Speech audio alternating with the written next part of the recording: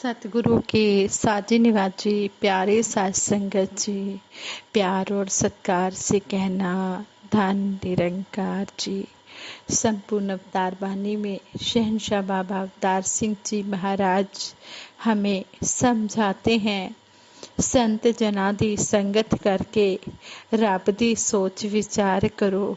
शब्द गुरु दा दिल विच रख के एके दा आधार करो। होर जतन ने सारे झूठे, झूठे ने सब होर उपा। मोड़ के मन नू दुनिया वल्लों चित गुरु दी चरनी ला। ए दुनिया दा करता धरता खालिक ते दातार भी ए। ऐसे दा लड़ फड़ लै बंदे ए मालिक करतार भी ए। लै धन जो भरे खजाने ओ साहूकार बने। कहे अवतार ए उसनू मिलदा दास जेड़ा एक बार बने। साध संगत जी, कितना सुंदर हमें शहंशाह जी ने शब्द द्वारा समझाया है कि संतों महापुरुषों की संगत करके इस रब की हम प्रशंसा कर सकते हैं, यशोगान कर सकते हैं। और ये सारी दुनिया का करता धरता है, ये मालिक है, ये खालिक है, इसने सारी दुनिया बनाई है। इसी का हमने आसरा लेते हुए अपना ये जीवन का सफ़र तय करना है। कहते हैं शहंशाह बाबा अवतार सिंह जी महाराज समझा रहे हैं कि इसका आसरा ले ले, इसका पल्ला पकड़ ले तो जो ये खजाना है, भरपूर खजाना तेरी झोली में आ जाएगा। ये खजाना लेकर तूने संतों महापुरुषों का दास ही बन के रहना है। ये खजाना उसी को मिलता है जो सतगुरु के चरणों में आकर दास बनकर रहता है, विनम्र भाव से रहता है। और संतों महापुरुषों की सत्संग करने से ही ये सारे गुण एक गुरसिक के मन में प्रवेश करते हैं। दासी एक ऐसे ही आप जी के चरणों में सद्वचनों की संभाल पर एक स्टोरी शेयर करने जा रही है। आप जी परवान करें, अगर कोई गलती हो जाए तो क्षमा करें।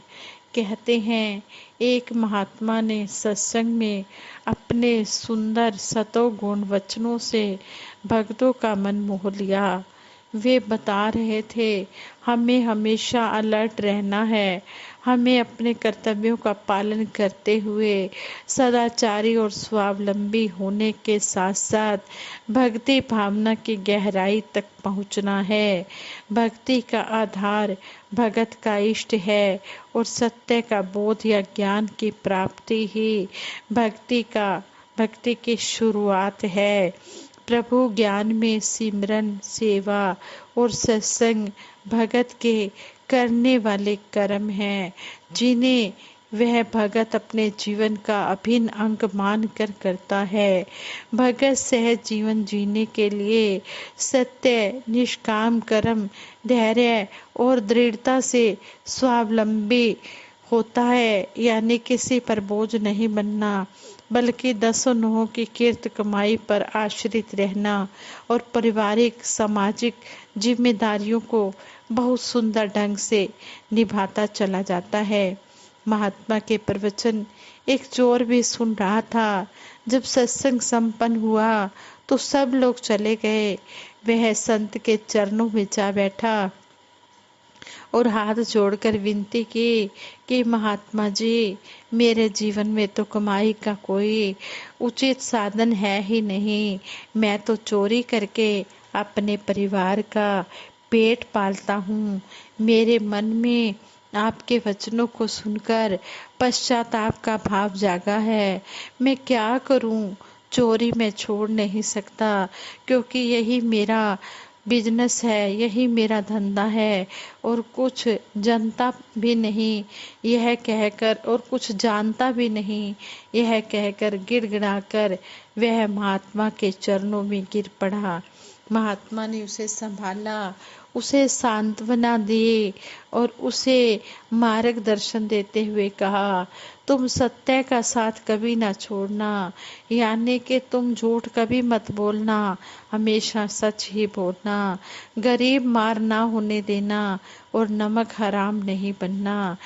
उन्होंने ये 3 बातें उस चोर को कही और कहा कि ये 3 बातें आप अपने मन में बिठा लो। वह चोर कहने लगा, ठीक है महात्मा जी। वह नतमस्तक होकर चला गया और कहने लगा, मैं इन 3 बातों को अवश्य मानूंगा कि हमेशा सच बोलूंगा, किसी के साथ गरीब मार नहीं करूंगा और किसी का नमक खाकर हराम नहीं करूंगा। कुछ समय बाद राजघराने में एक विचित्र घटना से शोर मच गया।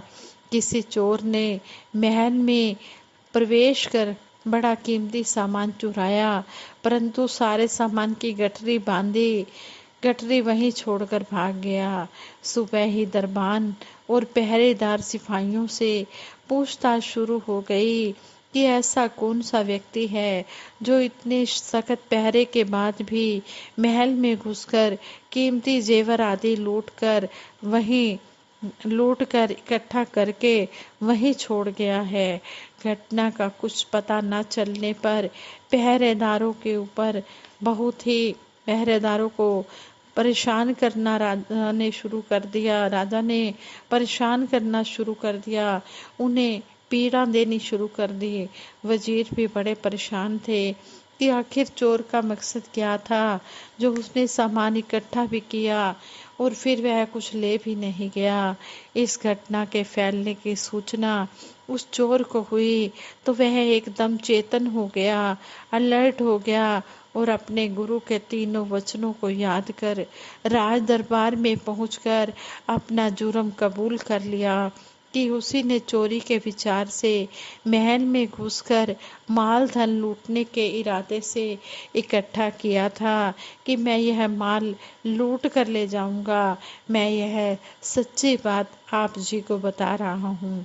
राजा वजीर बड़े हैरान हुए और पूछा कि इतने सख्त पहरे के होते हुए तुम महल में कैसे गए और जेवरात इकट्ठे करके वहां क्यों छोड़ गए। जान की भिक्षा मांगते हुए उस चोर ने कहा, महाराज, चोरी मेरा धंधा है, चोरी मेरा बिजनेस है जिसे मैं छोड़ नहीं सका, परंतु मैंने अपने गुरु को दिए वचन की पालना के फलस्वरूप सामान वहीं छोड़ दिया। उसने आगे बताया कि पहरेदारों सिपाहियों को दवा सुंघाकर बेहोश करके महल के कीमती सामान की गठरी बांधकर जब ले जाने लगा तो रात काफी हो चुकी थी। आप कह रहे हो कि इतने सख्त पहरे के बावजूद आप कैसे अंदर आए। तो वो चोर कहने लगा कि मैंने उन पहरेदारों को दवाई सुंघाकर बेहोश कर दिया था और महल के कीमती सामान को इकट्ठा करके गठरी बांधकर जब ले जाने लगा तो रात काफी हो चुकी थी और कुछ खाया भी नहीं था, भूख भी बहुत लग रही थी। किचन में जाकर जो कुछ पड़ा था वही जल्दी जल्दी खाने लगा। खाते हुए गुरु का वचन याद आया कि मैंने राजा का नमक खाया है, सो नमक हराम कैसे हो सकता हूँ, क्योंकि मैंने वचन दिया था कि मैं कभी भी किसी का नमक खाकर हराम नहीं करूँगा, लेकिन मैंने तो यहाँ पर राजा का नमक खाया है। वहीं सारा माल धन छोड़कर गुरु वचन की पालना करते हुए चला गया। जब राज दरबार की चोरी के बारे में मैंने सुना तो मैं भागा चला आया कि कहीं मेरी चोरी के कारण किसी के साथ गरीब मार ना हो, किसी को परेशानी ना हो, किसी को कोई पीड़ा ना हो रही हो, क्योंकि चोरी का माल तो मैंने इकट्ठा किया है। मेरे चोरी करने के कारण से किसी और को दंड ना मिल रहा हो। यह भी मेरे गुरु का दूसरा वचन था। पहला वचन था कि सदा सच बोलना है, सो मैंने सच बोल दिया, और यह मेरे गुरु का दूसरा वचन था कि किसी के साथ गरीब मार नहीं करनी है। तो इसलिए मैं भागा भागा यहाँ राज दरबार में सच्चाई बताने के लिए आ गया। मेरे कारण किसी को दंड ना मिले, सजा ना मिले। और तीसरा, मैंने जो आपकी किचन में से खाना खाया है तो उस खाने में नमक था, तो मैं नमक खाकर नमक हराम कैसे हो सकता हूँ। ये तीनों वचन मेरे गुरु ने मुझसे मांगे थे और मैंने गुरु को वचन दिए और उन वचनों की मैंने पालना की है। अब आप जो चाहे सजा दे दें, वह मुझे मंजूर है, मैं आपका गुनाहगार हूँ। राजा सारी घटना सुनकर बड़ा प्रभावित हुआ और राजा ने उस चोर को माफ कर दिया। राजा ने पूछा, तेरा गुरु कौन है, मुझे भी उनके पास ले चल। जिनका शिष्य ऐसा निर्भीक और सत्यवादी है, उसका गुरु कितना महान होगा। वजीर सहित राजा गुरु चरणों में गया और भाव विभोर होकर गिर पड़ा। गुरुदेव ने राजा को आशीर्वाद दिया और सत्य ज्ञान की जानकारी कराकर उसकी आत्मा को तृप्त कर दिया। राज संगत जी, इस स्टोरी से हमें यही सीखने को सीख मिलती है, यही शिक्षा मिलती है कि हम अगर गुरु के वचनों की पालना करते हैं तो हमारे जीवन में खुशियां ही खुशियां आती हैं। गुरु के वचनों को हमेशा सुनकर उन्हें जीवन में धारण करने से ही हम इस ज्ञान पर चल रहे होते हैं। हमारे सतगुरु सच्चे पातशाह ने हमें ये ब्रह्म ज्ञान दिया है, ये अनमोल खजाना हमारी झोली में ढाला है, हमने इसकी संभाल भी करनी है और सतगुरु की आज्ञा के अनुसार हमने कर्म भी करते चले जाना है। जो गुरु के वचनों को अपने जीवन में कर्म रूप में ढाल लेता है, उसका जीवन सुंदर बन जाता है। ये सतगुरु चाहे हर बंदे से हर एक काम करवा सकता है। गूंगे से ये राग गवा सकता है, पिंगले से पर्वत पार करा सकता है। सतगुरु की जब रहमत हो जाती है तो मन से बुरे विचार निकल जाते हैं और अच्छे विचार ही मन में प्रवेश करते हैं। इसलिए हमें सतगुरु बार बार समझाते हैं कि हमने सत्संग में आना है। प्रथम भक्ति संतन कर संगा, सबसे पहली भक्ति की सीढ़ी संतों का संग बताया है। जो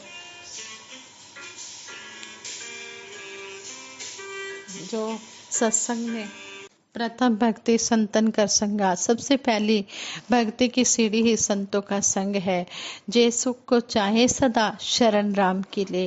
हमें बार बार सत्संग में समझाया जाता है कि अगर हम स्थायी सुख प्राप्त करना चाहते हैं, स्थायी सुख यही कि अगर हम इस निरंकार को पाना चाहते हैं तो हम हर समय संतों का संग करें और हम सेवा सिमरन सत्संग करते हुए अंतिम श्वास तक अपनी तोड़ निभा जाएं।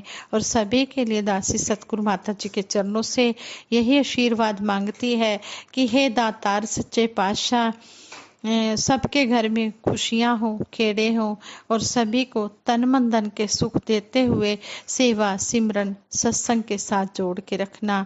दातार तेरे दर से बस यही दुआ मांगे, घर घर में खुशी बरसे, हम सबका भला मांगे। साथ संगत जी, विचार करते हुए दासी से बहुत सी गलतियां भी हुई होंगी, उन गलतियों के लिए आप जी क्षमा करना। और दासी सबके भले की कामना करते हुए सिमरन करवाएगी। सभी ने मिलकर सिमरन में साथ देना है। तू ही निरंकार मैं तेरी शरणा, मैनू बख्श लो। तू ही निरंकार मैं तेरी शरणा, मैनू बख्श लो। तू ही निरंकार मैं तेरी शरणा, मैनू बख्श लो। बोलिए सतगुरु माता सुदीक्षा सविंदर हरदेव जी महाराज की जय। निरंकारी राज माता गुरु वचन अवतार की जय। आज संगत जी प्रेम से कहना धन निरंकार जी।